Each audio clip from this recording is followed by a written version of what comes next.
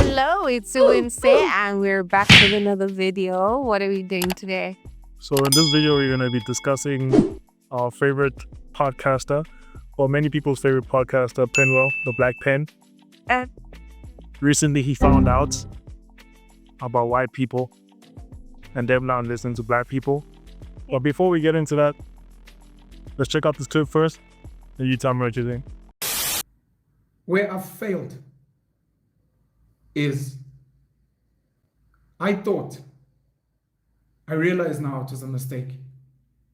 I thought that when I was speaking to Rob Hussoff and his friends, I thought that when I was speaking to the leadership of AfriForum, I thought that when I was speaking to the leader of Orania and some of the supporters of Orania, I thought that when I'd engage Gareth Cliff, when I'd engage maybe online or Ronaldo Gous, when I'd meet up with a Roman, when I'd speak to so many different white people, various parts, the Jewish community, the Afrikaner community, the English community in this country, I thought we were listening to each other. My mistake. I thought we were listening to each other because I was listening. I was listening to everything. And not only was I listening, I was empathizing. You're not listening. You don't want to listen. You only want to be understood so that Pen, the Black Pen, the so-called good Black Pen, must use his voice and his platforms to get black people to catch a fucking wake up and to scrap BEE and affirmative action and to not speak about the land and to get over apartheid. And I'm like, were you listening to me? So obviously that was a chop and screwed version to get the gist of the video. But he has this video that he uploaded on YouTube about Diary of the Angry Black Man, where he just goes through this whole process of realizing that white people don't want to listen to him and anything that he has to say. So you watched the whole thing.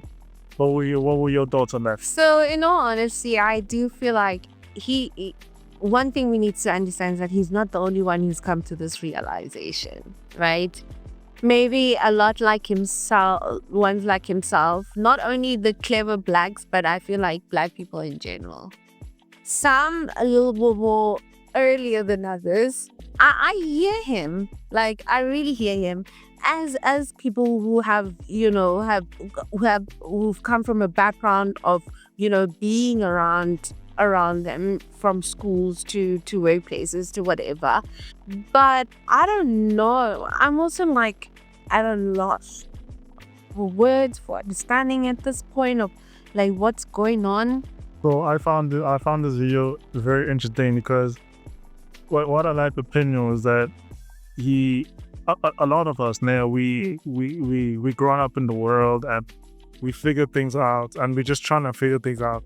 With Penuel, you are literally watching him figure things out in real time. He's always questioning things. He's always debating people. He's always asking questions. And he's genuine about his purpose.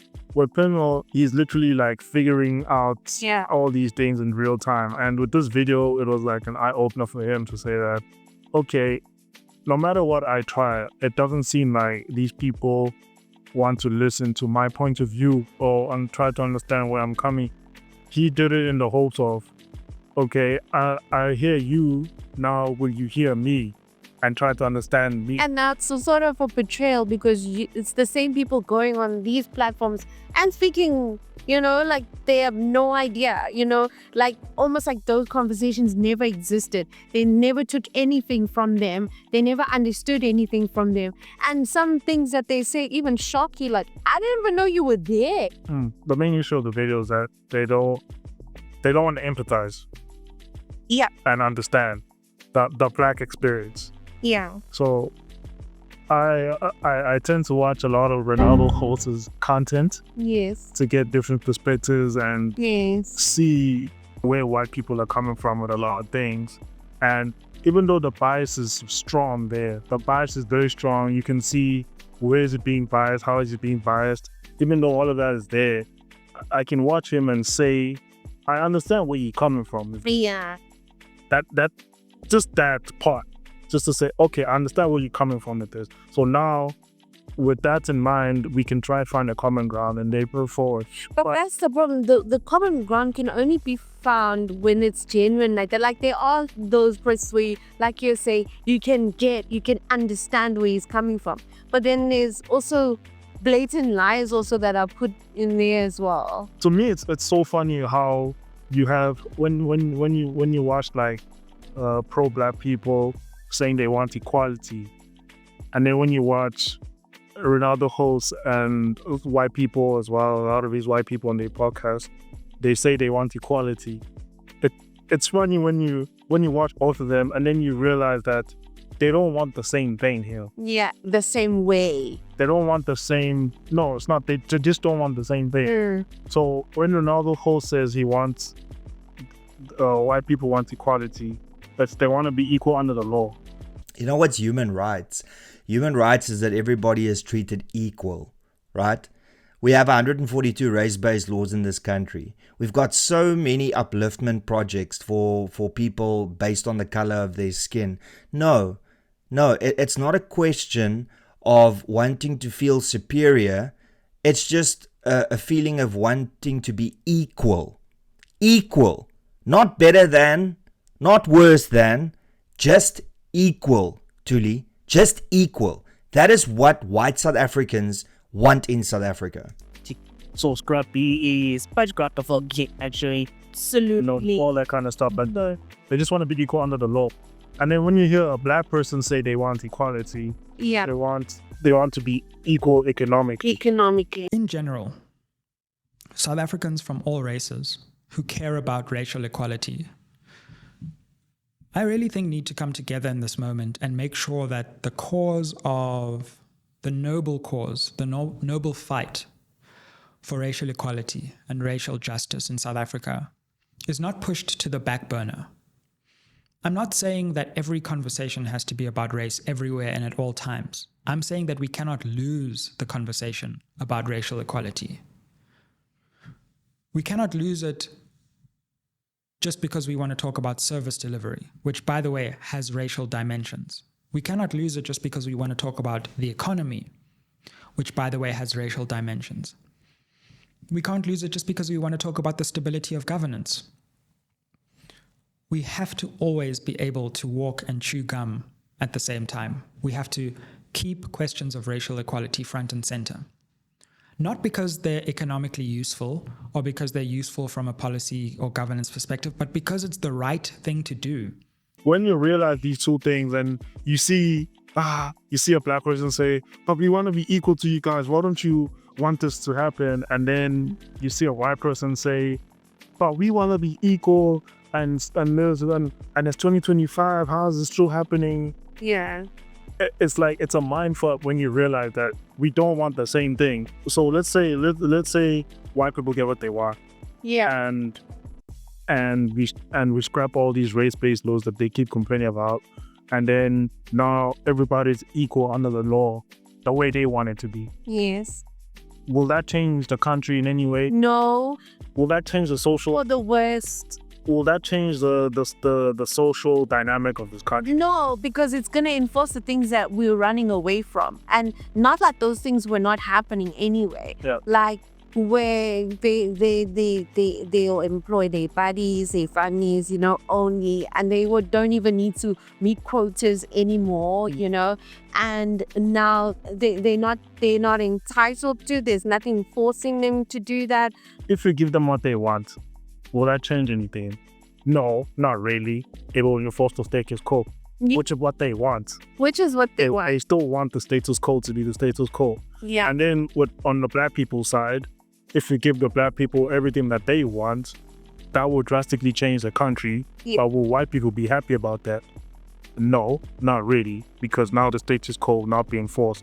And now, if black people got what they want and we truly wanted equality, and then everybody's equal economically and socially, and white people are not privileged anymore, white people will not be happy about that.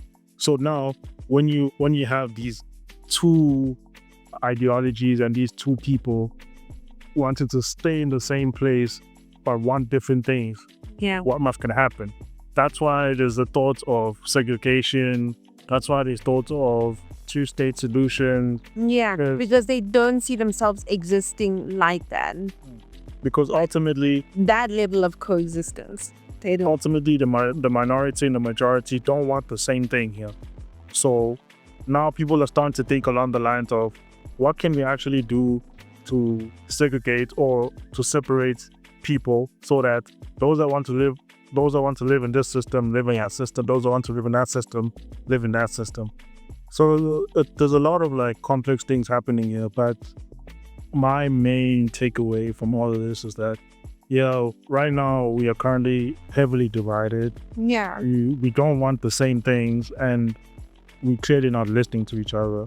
So there's multiple ways this can go, and a lot of people have given up to saying that, okay, since we can't coexist, let's just have a two-state solution, or let's just let them have their own state and we can have our own. But I feel like we just need that one leader that's going to be able to come and unite us, or again, the way Mandela did. If we can just have that one person that can do that, and it doesn't necessarily have to come from the ANC or the DA, it can be a new entity that can come in, see all the problems that we're having, and have a solution that could unite. But not external. Not external. No. I'm saying, Yeah, I'm just saying they crying to other countries and stuff like that. We need the solution to come from intern. yeah, but it's right now. There's still a lot more things that are going to happen. Things are still going to get worse. Pension was still going to rise, Yeah. and people are still going to find out. But the nice thing is that even though all of this is happening out in the real world, out in public, people are still respecting each other. Yeah. We're not giving each other the funny looks. You're not swearing at each other and all that kind of stuff like that. So that in itself should give you hope that we can still kind of recover from all of this and get back to what we thought we were before all of this happened.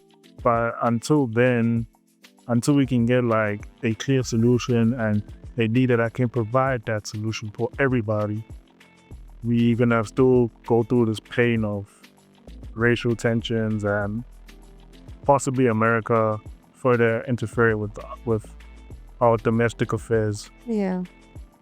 But yeah, you guys just let us know what you think about this whole situation. Yeah, let us know. Don't forget to like and subscribe. And keep watching. Goodbye. We'll check you guys in the next one.